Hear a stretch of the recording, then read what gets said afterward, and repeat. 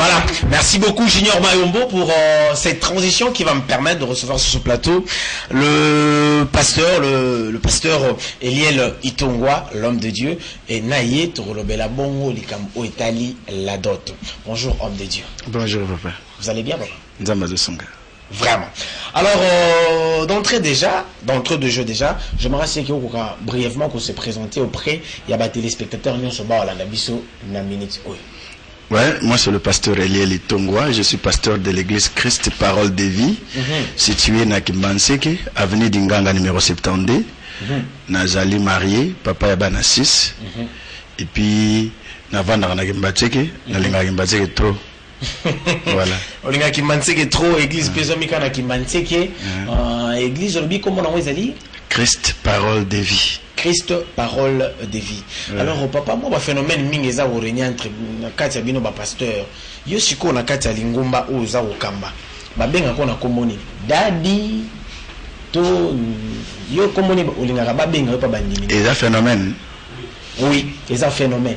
Et ça orenya actuellement na Kinshasa. Et ça ka wana te, et ça phénomène sous anglais. Kala to ba na anglais te mikolo komika yes. Oh my God. Take it. Amen. Tu comprends. Amen. Bon, on apprend dans la parce que na yebi ki bandaka ba benga biso ba pasteur en général ba benga moi papa depuis toujours. Et même les prêtres ba terme le voilà mon père.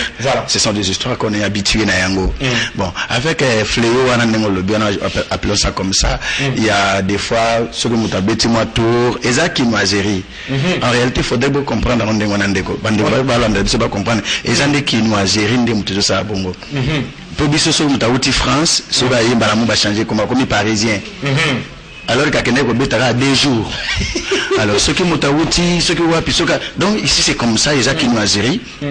Et côté na domaine il y a ba pasteur. OK. Voilà, et côté na domaine il y a pasteur. Mais c'est dangereux pasteur. Soka beti moi tour mukie na niveau ya akemwa minute mukie likolo ya Nigeria wa kakawa. Lokola kuna bango balo anglais c'est normal babenga na badadi c'est normal. Alors uti kuna babenga ki dadi kuna tanwa yi awana kisasa aboseni ke biso za kisasa to za ba francophone et en pire encore to balingala ya komi dadi. Alors c'est quoi on ça na bandimi babenge papa. On ne m'appelle pas papa, moi dadi. On dirait celui c'est mommy. Celui balo bindingwana ça ajoute je ne sais quoi et ça ka kinoisere na mukuse. Donc pour ne pas aller dans beaucoup de détails, et ça il y a rien na katnango ce qui kinoisere il n'y a rien d'autre exprès. Et pasteur, quel est l'impact de l'anglais na katia musala nzambe? Non, na katia musala nzambe kakate, bon bien que nazo balkola musala nzambe, mais anglais ça a un impact makasi na société ya lelo. Parce que sur tamboli na bon. Moto c'est basé na musala nzambe. Na bonzambe ka soto so ka wana na mukuse na kolobake. Anglais ça a un impact, mais awa na kisasa ceux qui moto aza congolais, moto ya kisasa, azote ya na anglais. C'est qu'on a un problème à Moutou. Parce que tu es malem. Moutou Oyo. Aza Congolais. Avant de ramener à Kisasa. Aïe bilingual. Adoté en anglais à Kisasa. On a un problème à Moutou. On a un problème à Moutou. Ouais. Donc, phénomène auto monde. Take it. My God. Oh. Ni ne sous ces heures ming. Fire. Donc, on a un problème à Moutou. Je vais te dire une chose. Au moins, il y a qui ça, tout yambaragnon sont n'importe comment. Sans tous attendre au vanda, tout méditer, tout analyser. Non. Tout yambarabi yamela. Surtout na bonzambe comme méditer en français baté en anglais té, baté en français qu'on a en France. Pour bango muno qu'on a bango balbaga isa français. Omoni? Ce que na Portugal balbaga portugais pour muno qu'on a bango balbaga isa portugais. Ndenge moso que na ba pays anglophone balbaga baté en anglais pour muno qu'on a bango isa anglais. Baza anglophone. Ce que so e ana kisasa ozote ya biso na kati ya kisasa na lopoto ezala anglais et dans la français. S'il faut dire les choses telles qu'elles sont, ils ont la place. Parce que dans la population, où y lingala. Ok. À la limite, on peut accepter qu'il te binga neti biso batoto utaka na mupe to na bakil te francophone. Na bakil te francophone, ils ont normal bato bati na lopoto. Mais seulement, il faut te nuancer peloko. Ezala ce qu'ils ont yamba bato oyo bayoka bazana difficulté ya koyoka lingala. Vraiment. Papa ngana vana na kimbatiki. Mama tano kimbatiki mbote na bingiska bozwami. Biso kuna français za mobulu. Oyo kesa na bana kolobaka français kuna di ezani wani comme intimidation wana. Non, tous à la souris. Vraiment. Tous à la souris. D'accord. Merci beaucoup, homme de Dieu. On est avec moi, parenthèse, au fond, alors, Rosalie P, présentateur et émission Le vent souffle où il veut. Ouais. Ça veut dire quoi, le vent souffle où il veut? Ozo comme Pépé a été. Mon pépé. Et ça, c'est quand il y a un link au Pépé Pépi. C'est comme mon pépé, oh, il y a une émission, c'est mon pépé, oh, il y a mon Nzambe. Parce que les en Jean chapitre 3, verset 7 à 9. Jean chapitre 3, verset 7 à 9. Sur le vent, j'ai son tazoba. Les vents soufflaient où il le veut. Oui, on ne sait pas d'où il vient ni où il. Il en est de même qui est né de l'esprit. Oui. Sur le bazar, mon pépé. Donc, à peu près, c'est quand il y a ligne. Et si comme pépé Nzambe, comme il et qui. Vraiment. Merci beaucoup.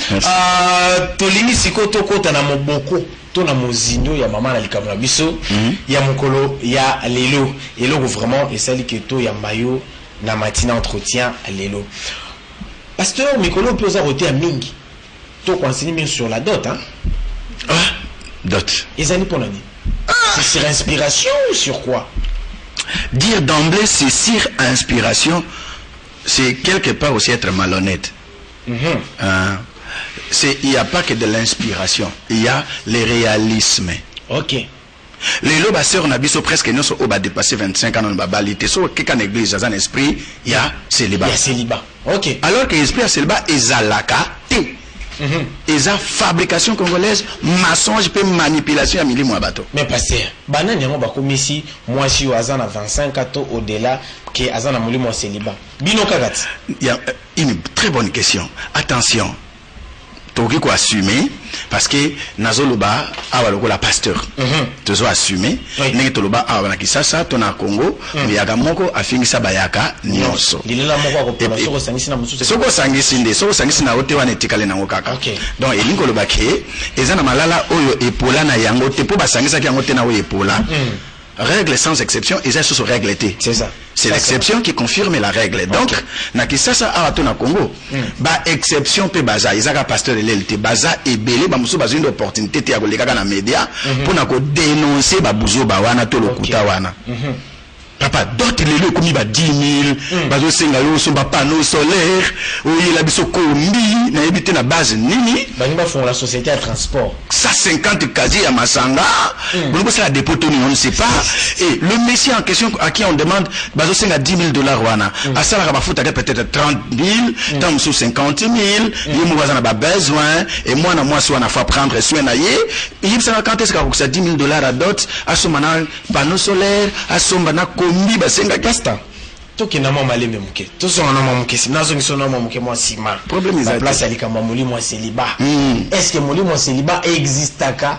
Toté. Yango ka ba pasteur ba kriya ka yango. Yango nazo démontrer pour moto so akolanda biso to bakat existe raté. Il faut tout ça peut bato argumenter le kwangote. Ndeli kanisa nga yango wana. Donc na ba condition wana olini mwana mobali wana abala mwasi wana tabalingani bolingo ngwa nzola ntima ndenge biso ba Kongo tolobaka. Et comme mobulu babala na parce que barrière mo etelemeli bango ba bengi yango nini dote. OK. Vous voyez? Mais Nicolas Peso les 4-5 ans, les lots tout le monde a ça, c'est la vérité. Ils ont fiançailles, il y a 13 ans, 15 ans, 14 ans. 14 ans. Et puis, bon, ils ont naïveté, mais on en parlera peut-être comme ça. Donc, bref, c'est normal que Bolingoana ait traîné les pas. Alors, toi, dans l'église, pasteur a dit non, mon liban, alors que ça n'existe pas les moulins à célibat. Bon, père, ça va frère, mbongo, ta frère, mouta kosote, mbongo, ce que mouta django, parmi baboula, les bosseurs, et la moto à moto. Moi aussi. Vraiment. Donc, mon célibat existera. Ça n'existe pas, ça montage, ça fabrication, ça maçonnage. Ma femme de nuit, ma mari de nuit, ma blog, rappelle, il pas là. Au début que femme de nuit, phénomène femme de nuit, na mari de nuit. Au début que ça rappelle dépravation mentale. Bah, on va tambour le moquer na poto, puis bah, mais luka luka, bah, vous savez, ok, na poto, ça n'a pas yo. Et ça, le colangate, bah, c'est belé. Bah, vous savez, que na poto, ça n'a pas tout, bah, bien, bah, psychologue. Oh, bah, soumaka bateau, bah, guérir, bah, on a bah, mari de nuit, sans casser les prières au nom de Jésus. Ok. Juste caca à orienter ma canisne. Parce que le problème est psychologiquement par là. Oui, mari de nuit. Phénomène mari de nuit. Donc, les comment on dirait moi, panache, il y a un mot, qui n'a pas vu qu'on a expert dans mari. Frère, aux yeux brevet en auto diplôme, on va bien vous expert dans mari de nuit. Maçonge. Donc, on a poussé, et ça la rappelle dépravation mentale, il y a bateau. Ok. Vous voyez? Vraiment. Na lula yo tellement na kraka yo, nga mwana mwasi, na vandisa na mutema na komo loto na butu, après comme on nini Marie Denis. Marie Denis te, ezaka ka makanisa ngeza ya mabe. Vraiment. Bandeko ba olanda biso bo swani pe ba makanisa na bino mona ba milimo na ba okende. Pasta. Tout ça Moussa Nzambe. Oui. Quand même phénomène on a Marie de nuit na nenga kindoki ça existe papa. Bazwa yango mingi na kama opa doti toto kotakate. Bon bazwa yango mingi na likambo ya kala oyo bande ko salama to benge kintsudi. Voilà. Et si ande kona biso bayanzi bayebi. En réalité kintsudi au départ ezelo comme abété. Ce n'est pas quelque chose de mauvais. Les kintsudi. Non, ça n'a jamais entre frères et sœurs. C'est ce que tu penses. Nazo ba bien à l'origine. OK. Tout la malam. Même Jésus avait dit ça. Au commencement, il n'en était pas ainsi. Donc il bébinde après. Voilà, je parle de l'origine. L'origine il y a kintsudi, il n'y avait rien de mauvais en cela. Et ça avait droit à famille, à papa, à moi si na bakoko na ye. Aboti bana. Bana ni bakoli bana na baboti bana basi sika droit na lokola tata oya boteki mama na bango ndezaki biloko mofo ba pesa ye olandi ndenge zalaki après le temps na okoleka ya mikolo nde kindoki ekoti na kati ya pronom likambwana ya kintsudi nde komisiko ko obligé oleazwa biloko alingi soko to biloko te ba pesa kaka mwasi wana omoni skane ebebeli donc en origine les lokola mabete vraiment et après je pense que pas ces faux ont les sous pour nous éclairer le peuple de Dieu concernant Kintuit. Et puis dans cette émission, yo moko promettre ba téléspectateurs mon colonie ne rozonga support le bela Kintuit. Alors, to kota sikoyo na mama likamuna biso o elle les ali bongo la dot. Papa, banana ko expliquer biso dot ezali nano nini? Dot ezali présent. Oyo biloko présent c'est français pour la nous balanda bien. Biloko oyo moi si to mobali amemi na libala. Yango wana dot na définition na yango. Moi si pas koki ko même. Bon na hindi. Basi de babala ni baleti. OK. Vraiment. Mais bon voilà. On a raison. Na hindi basi babala. Moi si to mobali akoki ko bema pona ko bala yango wana babengi dot. Sika na lokola pasteur ndenge na lobela dot kaka na lolenge ya mokilité. Mais na lobela pe dot kolanda na loba ya Nzambe. OK. Voilà. Na Bible oyanga na ebite oya bango sokezani na Bible oyangai la Sainte Bible voilà dot e bandi na libala moko ya Rebecca na Isaac. Genèse chapitre 24 51 à 54 Genèse premier dot oba pesi boye monani na Bible dot ya Isaac et pas ya ba Rebecca. OK. Alors dot wana bazaka ko senga yango te c'était volontiers. OK. Donc ce que tangi tant biso peut-être qui m'a pas question que vous avez belé bande ko batana na ndako na pesi passage Genèse chapitre 24 verset 51 54 ce que tangi na Bible lobi que si mana moto o batinda qui pas contracter les bala wana Eliezer bien sûr tant va contacter les bala na famille ya ba Rebecca papa ya Rebecca sans rien demander ABC Eliezer zwa mwasi OK n'est pas mobali na ye parce que Nzambe nde muto asangisi bango lokola Nzambe alingi boye sika papa ya moso na asenga kimbo et l'autre côté na kozonga na mbongo ko comprendre makamii lelo tika na ndeta vraiment alors sikoyo tango ba pesi biloko tango lobi ndenge mana nde Eliezer ye moko azui ba présent oyo azaki na ba pesi lokola cadeau voyez. Et parmi les présents, moi, idée cause à après ça qui or, après ça qui biloko à valeur ébélé et il y avait pas mbongo, non. Mais il y avait pas mbongo, mais biloko à valeur na le bilor, na le bila, il y avait ba chameau, ezaki na bilamba, biloko belé tanga kuna ponata, oyo après ça qui. Voilà. Volontiers. Aki na mwasi. Liste à la quitter. Il y en avait pas. Maintenant, quand est-ce que je dote et commis ya kosenga na Bible. Na Bible kaka. OK. Dot ya kosenga eza dot ya punition. Dot ya kosenga eza dot ya punition, c'est-à-dire papa limola nan zala na moi l'engagement facile pour que ba téléspectateurs écoutent. Exode chapitre 22 verset 16 à 17. Nous va participer ça peut ba référence au Nouveau Testament. S'il vous plaît, na Nouveau Testament ezata na passage mon côté le beli makambo libala comment contracter le bala. OK. Ni ba règle sur fiançailles ezate. Mais parce que on peut se raison na bazala pour la polygamie. Yo zala contre to pour. Non, ngamu na opposé. En tout cas ngai nazo ko répondre ça n'engage que moi bandi ko besoin na attention. Nga nazali contre pasteur abala basebele, contre pasteur abala basebele na lobi bien. azali contre pasteur abala basi belé. OK tozonga. Alors mais exode na lobi naza contre pasteur abala basi belé. Kolobisa ngato na lobi te. O aza pasteur te kamata c'est à toi de DJ. Parce que na Bible na ngai, o ya na verset moko na Bible, o eza contre polygamie, to clore débat. Donc il ne faut pas faire un débat là-dessus parce que la Bible n'en parle pas. Et si ka o liloba na nzambe et lobite taisons-nous. Merci pasteur. C'est très important. Les spectateurs vont comprendre. Pour ceux qui n'ont pas le pasteur Bolimbisa, pour le pasteur na mukana Timothée 1 Timothée chapitre 3 ba lobi clair. Moto o alinko za la mokambia lingomba, eza charge malamu kasi abala kaka mwasi moko. Bon za mokambia lingomba. Bon, tozongi awa. Donc na exode ba lobi bien na lobaki dot ya kosenga voilà place et bandeli et place et bandeli ezala ki punition et punition wana e bande ko pesama na ba mibali oyo bakendaka vite en besoin ayebi mwana mwasi liboso ba balana voilà c'est-à-dire bango mibali ba yebani yambo basala libala OK nde sika oyo likambo ya kosenga sika dot e bandi. Mais papa, au moins, tu es bon, mi bala pe bazena bango na raison parce que ba mona ekimbo, li bala ngo basenga raté. Mais faut to mi bandela kamba la moko. Non, il faut pas mettre la charrie avant le bœuf. Il y a un temps pour toutes choses, c'est ce que dit la Bible. Chaque chose a son temps. Donc, tu sais que tu respecter temps et l'eau surtout. Na ko banana si je nga wana. Donc, ndesika oyo ba komi ko senga batu mbongo. Vous voyez?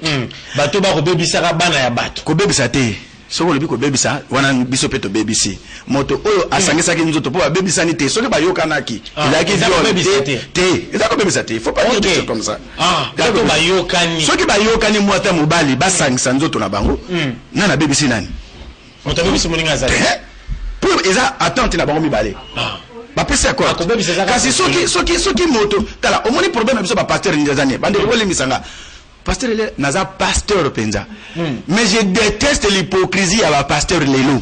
Ça c'est vrai. Non, disons mais quand la Bible dit des choses clairement, pourquoi vous voulez inventer la roue? On n'invente pas la roue. Papa tozo na place wana. Tozo wana kaka bina mundote komi ya mbongo. Ndoti ya mbongo ezalaki kosenga ma comme punition na mwana mobali oyo asangisi nzoto na mwana ya mwasi ya fiancé na ye bien sûr avant libala et bongo tata ya mwana mwasi wana aboyi ko balisa mwana na ye na mobali wana ndako senga ye mbongo. OK. Ma bosi balisa masengi mbongo. OK, bandi kolimisa wana poto tanga pour nebiki kolobisa bato bele jeune Exode chapitre 22 verset 16 à 17. Exode 22 verset 16 à 17. À 17. Je vais lire ma Bible. Voilà ce que dit la Bible. Genèse 22 verset nango 16 à 17. La Bible où il y a si un homme séduit une vierge qui n'est point fiancée et qu'il couche avec elle, il paiera sa dot et les prendra pour femme. Si le père refuse de la lui accorder, il paiera en argent la valeur de la dot du vierge. Si le père refuse de la lui accorder, il paiera en argent la valeur de la dot de vierge. Donc c'est pas moi qui ai dit ça. C'est dit dot il y a moi na ya oh déjà yebi moi makambo ezaka ndenge moko te na Bible oyo ya ngai na lobi yango awapolele soki tata aboyi ezaki punition aboyi ko balisa yo mwana na ye akosenga yo na esika ya biloko ya libala parce que tobosana te tozonga na mwasima oyebi ke libala en réalité biloko ya libala ezaka mbongo te ezaka biloko moko traditionnel et parmi babiloko wana nyonso oyo esengamaka ezaka symbolique pesa na explication donc biloko nyonso eza na tina nango eza na explication nango na pesa exemple ya bandeko na biso mangalo ngona basengi bwatu kasi po papa wana zali koloba mbisi nda bokoleli mwana wana yoso ko yoko bala mwana ngazo muselanga bwatu nango na bokolelaki yo mwasi donc système alinza za miliki na facture eza bien tozo mama zongi sa mabele te mama banda osengele taba taba ya virginité ya mwana mwasi taba pe ya dot po makila na ye tangaki mokolo botaki mwana mwasi wana. OK. Voilà bato akivu ezalaki ngombe. Ozomona. Donc ba dot e bande ko pesa ma selon ba culture, selon ba coutume. Mais vous voyez le pasteur a dit que coutume na ezaki ndoki. Oh papa, obala mwasi wana o pesa bilo bala mais coutume ezaki ndoki yo selon on sait que les autres côté ndoki. Vous voyez comment est-ce qu'on trompe les gens? Vraiment. Merci beaucoup pasteur. Voilà tu as une branche ya Bible. Na rolinga to kanga moi parenthèse ya Bible wana. Si c'est en plein noté. Bon. Faute d'état. prochainement tokosi sango toya sikoyo na kilele oyo papa. Qu'est-ce qui se passe na makambo ya dot na kati ya Congo et précisément à Kinshasa? Moi, je me dis toujours, merci pour la question, elle est tellement importante. Je me dis toujours que, en réalité, on ne doit pas parler de la dot à Kinshasa. On doit parler de la vente. Oui. Parce que dire la dot, on trompe les gens. Et ça vente. Preuve irréfutable que ça vente, la paie ça facture. Voilà. Il n'y a pas facturation, s'il n'y a pas, on n'a pas conclu, vente. Papa va changer, mais quand on va bien en facture, on va bien en liste totale. Comment tu me s'en as yoté? À cause il y a une émission locale à Boye, on a déshabillé Saint-Pierre pour balader à Saint-Paul. On a déshabillé Saint-Pierre pour balader à Saint-Paul. Saint-Paul. On l'a dit. Vraiment. On n'a rien fait. Alors papa, na nenge ya biso awa. Na Bible pesi biso des précisions. Il y a les bossos zaki tango d'autres ezaki ya ofele. Moto pesa na ndenge na ye. Ndenge asipino na valoriser moi sinanga selon makoki na. Voilà, voilà. Après oyo pesa biso verset oyo le biso tango ba koma kisko ko facturer bana mibali o na cadre ya asalaki asangala kina mwasi avant balaye. Avant balaye. Lokole tumbu. Apesi mbongo. Voilà. Alors tous sont na biso a. Ne bandela o lobaki oza mu Congo. Mais balobi ki bino ba Congo ndekutu bo exagérer na ninga ko sakanate na makambo ya ba facture grave. Surtout que nous avons Monianga. C'est son nom origine. Est-ce que tu as moi pas vers l'authenticité? Tout ça, maman, mon question. Et ça, là, nous n'engagons et puis, elle a dit, au salaki, et comme un nengue, ou comme un bandeli, quand il est pas le baki, et ça, là, nous bongoté.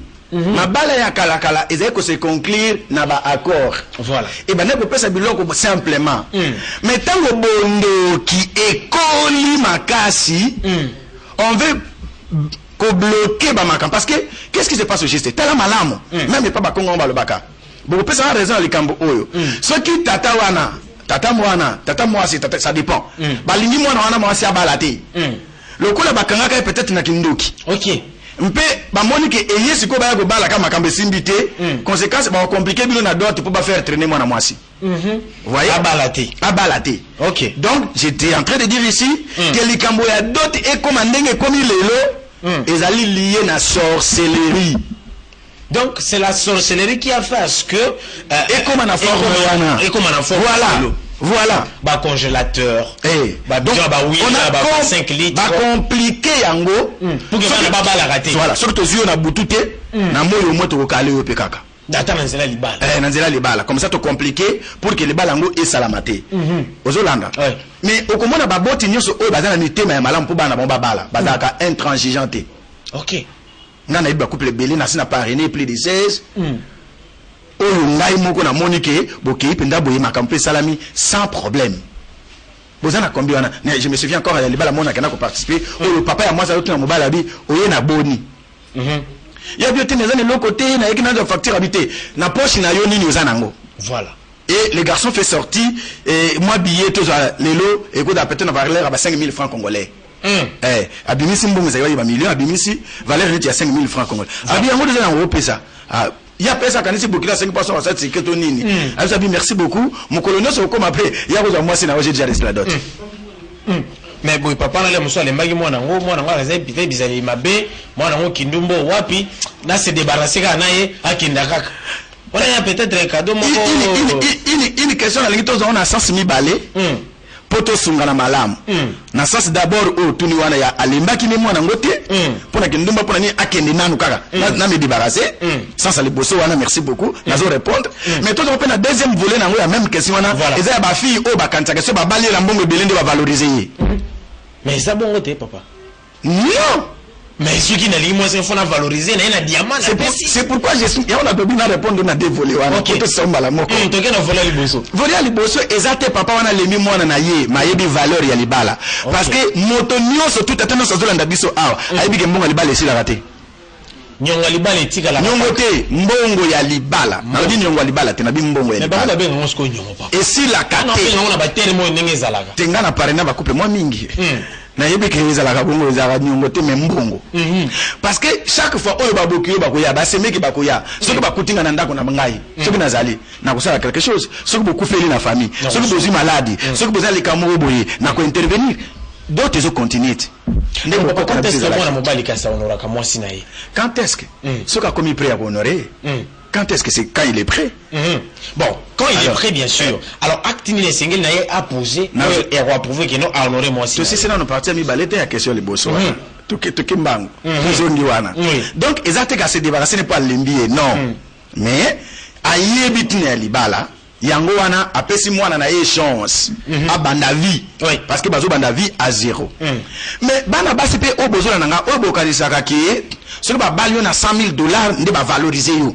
Ce que ba balaki yo na 100 francs wana ba dévaloriser ba na valeur té. C'est une erreur grave. C'est une erreur grave. Écoutez, valeur oyo mobali azo pesa yo eza mbongo oyo apesi pour la libala na yo te. Eza respect na considération oyo akotalisa yo tango za na ndako na ye. Bolingo akopesa wana, c'est ça la valeur. Ce n'est pas $100,000 apesa ki tata na bino et après vana na ndako yo mo yeso abimi ayaka lera lingi kwiti kolobane lo kote na bala na mbongo ebele. Mal papa. Alors ce que le logo to le bela vraiment dot. Et là, on est essayé de tout ça pour que tu facilites d'autres. Parce que le phénomène, il y a tout vanda et comme moi, mingi. Bana bazo bala les sous-soutés. C'est dû à quoi en tant que moi? Quand c'est dit, Eza dit dans les Cameroun, na zolo ba awat. Au lieu de ba démon, il n'y a pas de démon. Ba boti ba prendre conscience que Eza malamu to favoriser ba jeune ba bala. N'enge pe Bible bi na mukanda 1 Corinthiens chapitre 7 que les jeunes se marient. Ceux qui t'attendent, il y a moi qui c'est pas interdit. Vous voyez? Maintenant, la manière la plus malamu ya kosala pour balisa mwana, et là il faciliter bo kilo na yo, azo mwana na yo na ba gymnastique belete, na pétenion surtout. Ozomona.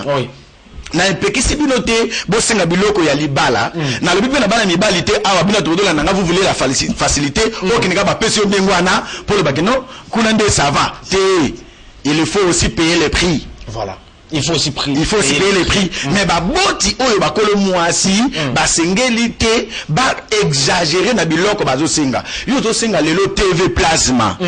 Yo vanda électrogène. O vanda na bukanga lonzo. Oza na couranté. Ozo senga télévision plasma. O tia yango wabi o sala na yango nini. Omoni muté amabe. Oyelanga congélateur papa et si là on va dans na mboka ko ezali ezate 10 bidons 25 litres ya huile.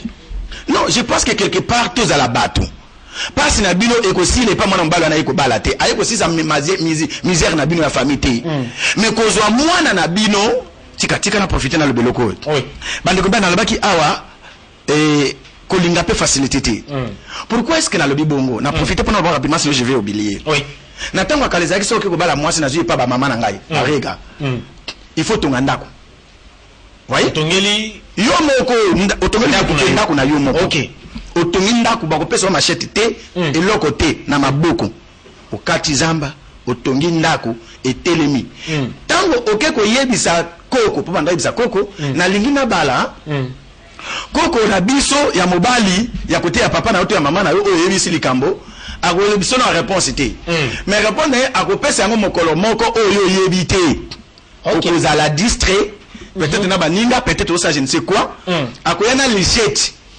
lichette ya lichette alors akobeta yo na énergie na yenyo surtout na mokongo abeto lichette na mokongo akobeta place de katakate abeti esika na ya mokongo neti mbata na mbata voilà alors akobeta yo na énergie nyo surtout soki olelika kotangisima ya miso ayebisa bemoni ozana no mwana mokie ko igina no balate soki otelisi miso kaka na ko oleka ninu na miso kitite ayebisa bisika ko mobali kenda ko bala parce que so ko supporter douleur ya oyote ya manchette oyo mwasa ko sala yo ekoboma yo papa seke ozobangisa bayina babalite ezalaki kotala capacité la maturité ya moto seke basi banyokola ka batu na libala non basi banyokola ka bate ko bala bandeko balingani ko bala les AGT.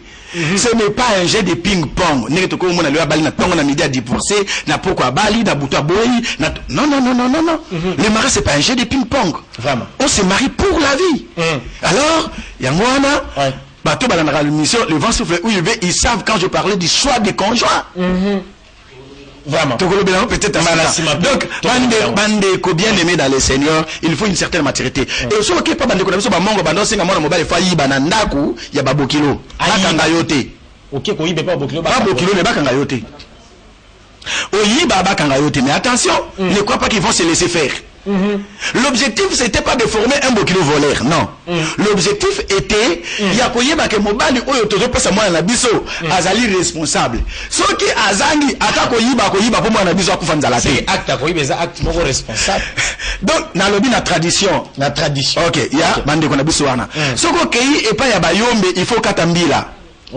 Matina nzete ukati mbila ukitizi okomi mobali parce que tuna mafuta nde banda osala mingi babanda kolesa mwasi na mbumu na yo mafuta so vous êtes capable de okata mbila te osala mafuta ondenge nini donc mwana ba kufa nzala c'était des tests et babiloko bande ko senga ezalaki bazo juger mwana mobali batala est-ce que akoza mwana na biso en charge mais le komi ono mwana na biso aza licencié d'autres mati d'autres mati pour licencier d'autres diplômés d'état exemple sous ya licencié si je me pose la question là nazo ba la licence ya mwana na bino to nazo ba la mwana na bino alors tout yoka la malam ndeko bokilo zwa diplôme tikala na ona ndako na bino pesa nga mwasi qui comme ça qui était sa dot vraiment. Alors papa, on ne peut pas parler de la dot sans pour autant parler de la prédot.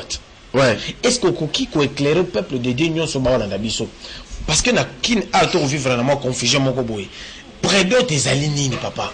Prédot eza invention moko ya batukaka oyo na bokoko ezalaka te. Même na Bible pèse. Eza pété. La prédot c'est quoi? Eza na valeur à mon côté.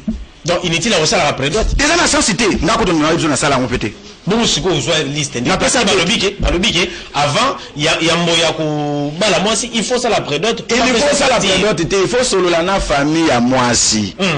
Bango ndi bako pesa yo. Eza landa na bokoko parce que mariage na baki azali ko coutumier na bokoko soko keye pa ya babokilo esengelo mema masanga na eloko ya kolia olandi oku ovanisa bakolote karaboye non et la kisi ko za éducation ya mabe eza pesoni pour na famille na yo et la kisi pe ki okabakate ndebo esengelaki okende na biloko pour ovanisa babokilo na cadre ya respect. OK. Ale pa na biso bakongo ezana okotaki na lupangu na ngai lokola bokilo futa kazi ya masanga oyo okoteli awa ponga na yebi yote kazi pe ya lisolo tango zongi na toso le sanga vanti na bokilo ka boye pesa pe masanga na leri ya bakoko biere zalaka te zalaka msamba. OK. Mais est-ce que papa na prédot on a payé ba comme vous savez la facture papa ndena ngolo na obité prédot na place te ya kozala est-ce que ba c'est la facture ndenge ni ezali pauvreté nde créer ba biloko nyonso tu wana la facture la prédot $300 plus 10 quasi non na $100 vraiment non na enveloppe na pese exemple ngai na balaka na sala prédot te na bala na 1997 na sala prédot te na so na vanti bona masanga papa voilà eloko kolé yango masanga na bino yango yo bo pesa ngai facture et comme le papa en question paie à son nom parce qu'il kufa bokilo na ngango ayak azalaki déjà compréhensif c'est comme ça qu'abisi ngabi kende na kotinde la yo facture et effectivement une semaine après facture et yaki vraiment. Et on a préparé notre mariage. C'est pourquoi on a eu le 14 mai 1997. Le 24 novembre 1997. Donc fiançailles n'a bien installé 6 mois. Parce que pour moi question mon cœur. Fiançailles dirait à fiançailles il faut aller à combien? Au moins autant qu'il y a les bossos la Bible awa. Genèse 24. Il y a le même jour car fiançailles le même jour. Isaac na Rebecca. Donc fiançailles à 5 ans. Jour moko wana kaka mariage peut se conclure. Bosco ezo ke nakati na ba 5 ans. Ya ona zolo bate na lobaki yango awa déjà na évité ya bana basi ya kisasa. Comment on dit moi vendre fiançailles pendant 10 ans, 15 ans, 5 ans. Bon de la nini o to ba bizalel. Mais c'est une bêtise. Pas coquer ça papa. Na ba facture. Papa dit que comment facture ya papa ya côté ya papa na facture à côté ya maman. Wana ezala bon bandakala. Eza bokoko. Banda bokoko na biso ezala ka bongo eza normal. Banda bokoko na biso ezala ka bongo. Donc bande 50 10 ans, 15 ans, bodo luka nini o to do ekola na na. C'est que vous n'avez pas pu comprendre pendant 5 ans. On a dit faut qu'on comprenne pas pour comprendre. Papa. Bon, ma maman coquille comme domaine mususu. Mais limite na tozo ngana likambwana parce que la majorité eza batu ça na moyen. Na zo bon taka mwana batuka ndingu wana. Ono toto ko na bizaleli. Na ko yekola na wana, ils sont déjà passés de A à Z. Ya makamuno surtout à libala. Ne bazo ko na ka bizali. Non, c'est quoi ça? On est à aventure. Si babalana ba divorce bazongana ba divorce ba bana bakunda ba pauvre songolo pauvre makala. Tout est passé. Donc bazana cimetière na bango. Déjà vraiment. Non, c'est pas sérieux. C'est pas sérieux. Vraiment. Fiancé ya malam, pardon. Fiancé ya malam. Il faut ça combien de temps? À la limite. Vous êtes libre. Mais à la limite, une année. À la limite. Une année. À la limite. N'a pas l'exemple, il y a Isaac, le même jour. Parce que votre canal, c'est une vérité, mon co. Que personne ne vous trompe. Moi, la mobile, non, kangawa. Et ça limité, tu sais que je dis vire. Moi, si. Na période de fiançailles, nous devenons tous des hypocrites. Ok. Que ce soit l'homme, que ce soit la femme. Tout est hypocrite. Vérité, que y'a banakaka, nanda quoi, di bala. Tombe comme là, 24 heures sur 24, nous comprenons que, tu penses que ronflaka.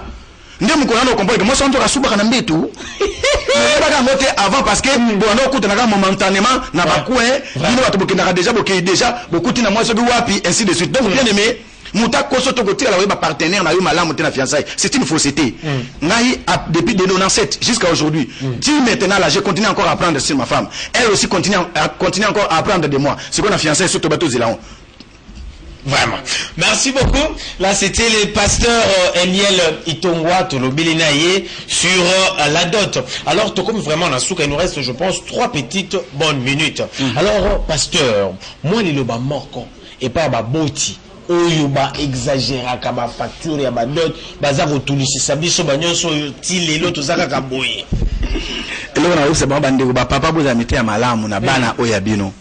Bo pesa ba jeune wana chance ya ko banda vie na pas ya malamu. Akota nano ba nyongo.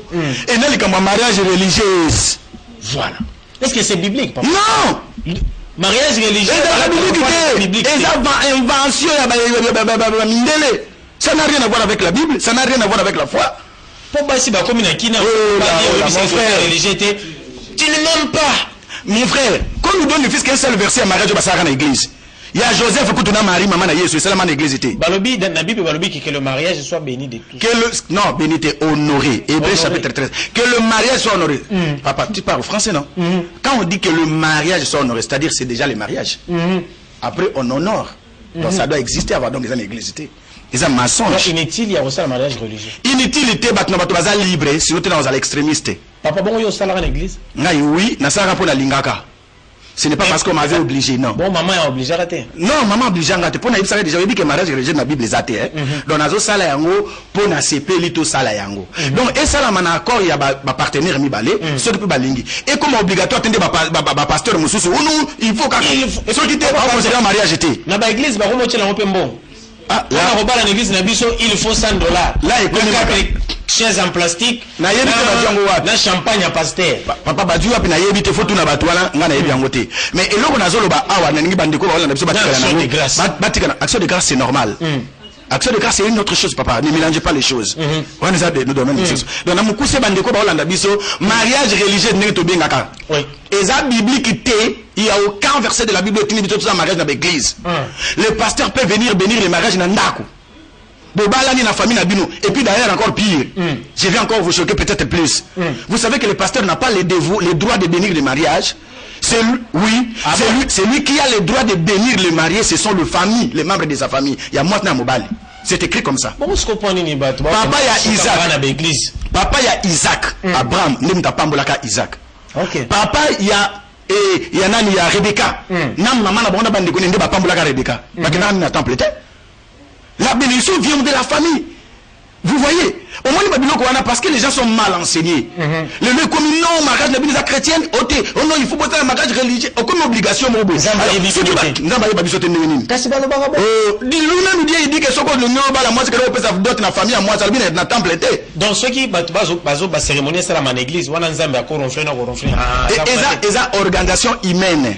Ok. Et ça, organisation humaine, si vous associez bien à Kati, il va entrer. Parce que le monde a le bac, qu'est-ce que mi balimi ça, parce que na kombo na ngana zawana. Amen. Bino de bo inviter Nzambe.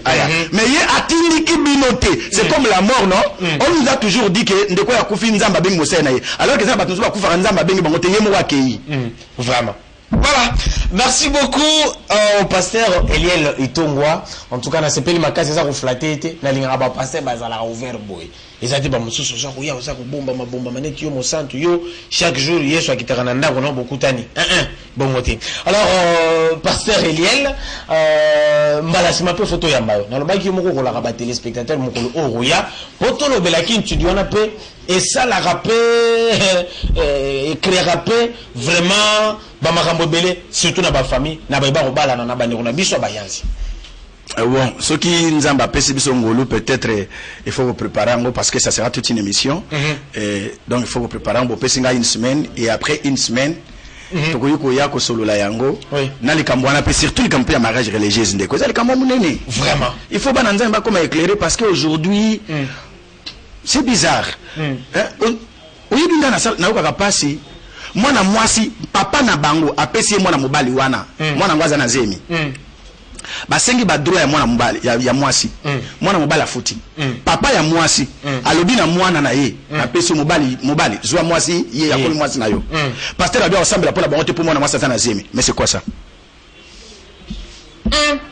Vraiment. Alors papa, quelques dédicaces yambo toka bon dédicace nanga mnini za na chérie nanga maman Rit Itongwa. Gros bisous chérie, Nalela est fort, une très belle femme et une très bonne épouse. Vraiment. Donc nzamba pambola ye na pamboli bana nyoso ya kimbanseki. Donc yo maloba la Bible ko kisa pa na ya celui qui trouve une bonne femme trouve le bon, pas une bonne, celui qui trouve une femme. On dit pas une bonne femme, mais une femme. Une femme, c'est-à-dire il y en a plusieurs, mais il faut trouver une parmi elles. Voilà. Pas deux, pas trois. Non, une parmi elles. Okay. Alors j'ai trouvé une femme et c'est vrai, c'est une parole qui est vraie. Donc pour n'engager la réalité. Donc na pesi mbote na bana so kimbateke bande kono so bawalanda biso na pesi mbote na bana nyos to église Christ parole de vie au bazo opportunité rolanda biso et balandi nyos pe émission le vent souffle où il veut et c'est ka bazo mbote na bango DVD na bino ya le choix du conjoint Eza Awa na couleur télévision. Vous pouvez vous en procurer na $5 seulement, ça coûte pas et ko peso mayele ya ko sala show ya malamu. Et que personne maille les associés sociaux là que j'ai motozana yé à cause de la problème lobby omiti qu'il a avant que yinda parce que mieux vaut encore beaucoup la fiançailles que les balles. Tokolo belangope la mikolo oyo ezalikoya. Merci beaucoup pasteur Eliel Itongwa. C'est moi qui vous remercie. Vraiment merci vraiment d'avoir répondu à notre invitation.